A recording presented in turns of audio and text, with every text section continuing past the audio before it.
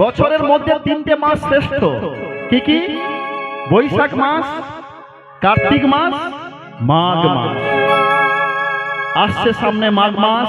এই মাঘ মাসে কি কি করতে হবে ছোট্ট করে একটু বলে দিন।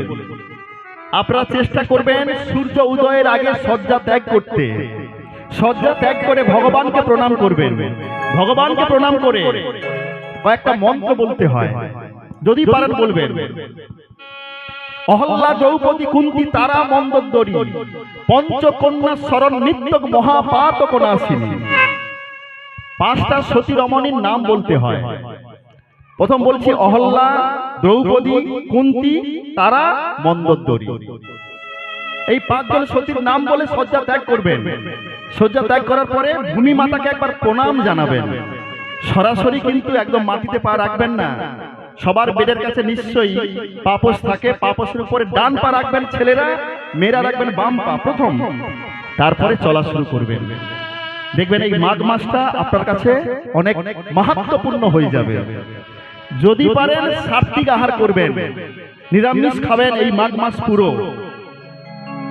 আরো যদি একটা নিয়ম করতে পারেন, সূর্য উদয়ের আগে স্নানটা সেরে নেবেন।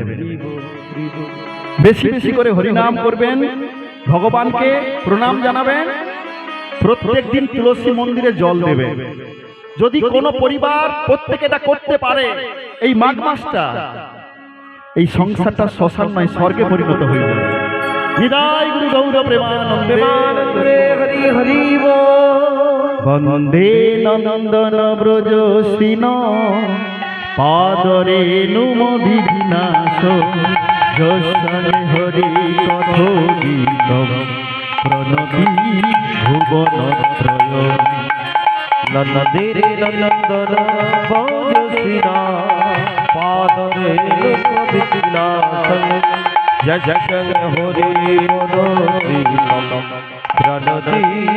ভুবনত্রয় বন্দে নন্দন ব্রজ শ্রীন পাদরে নুম বিঘ্নাশ যশনে হরি কথোদিত প্রণতি ভুবনত্রয় বন্দে নন্দন ব্রজ শ্রীন পাদরে নুম বিঘ্নাশ যশনে হরি কথোদিত প্রণতি ভুবনত্রয়। বৃন্দাবন মধুর